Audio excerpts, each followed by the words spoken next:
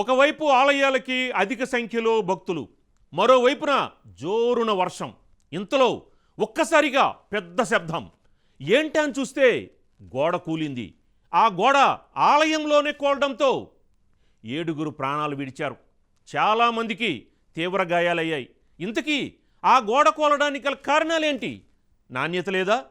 దీనికి బాధ్యులెవరు? ఈ నిర్లక్ష్యానికి కారణం ఎవరు?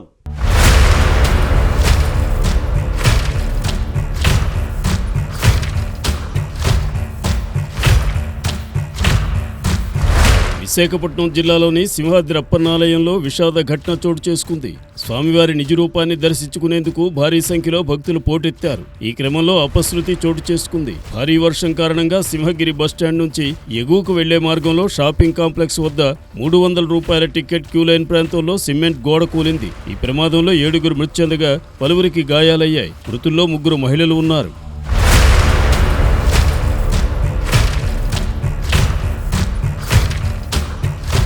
ప్రమాదం జరిగిన వెంటనే సహాయక చర్యలు చేపట్టారు. గాయపడిన వారిని విశాఖ కేజీహెచ్కు చికిత్స నిమిత్తం తరలించారు. విశాఖ జిల్లా కలెక్టర్ హరేంద్ర ప్రసాద్, ఇతర ఉన్నతాధికారులు ఘటనాస్థలికి చేరుకుని సహాయక చర్యలు పర్యవేక్షించారు. మృతుల సంఖ్య పెరిగే అవకాశం ఉంది.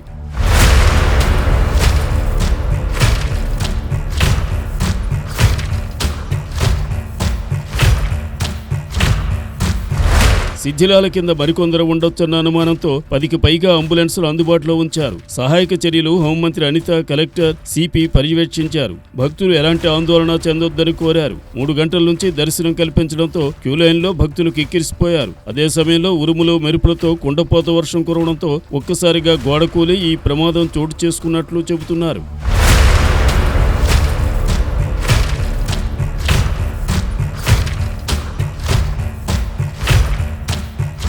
ఈ విషాద ఘటనపై ముఖ్యమంత్రి చంద్రబాబు నాయుడు దిగ్భ్రాంతి వ్యక్తం చేశారు. ఈ ఘటన తనను కలిచివేసిందని అన్నారు. అక్కడి పరిస్థితిపై జిల్లా కలెక్టర్, ఎస్పీతో మాట్లాడినట్లు చెప్పారు. గాయపడిన వారికి చికిత్స అందించాలని ఆదేశించామన్నారు. సహాయక చర్యలపై అప్పటికప్పుడు పరిస్థితిని సమీక్షిస్తున్నట్లు చంద్రబాబు తెలిపారు.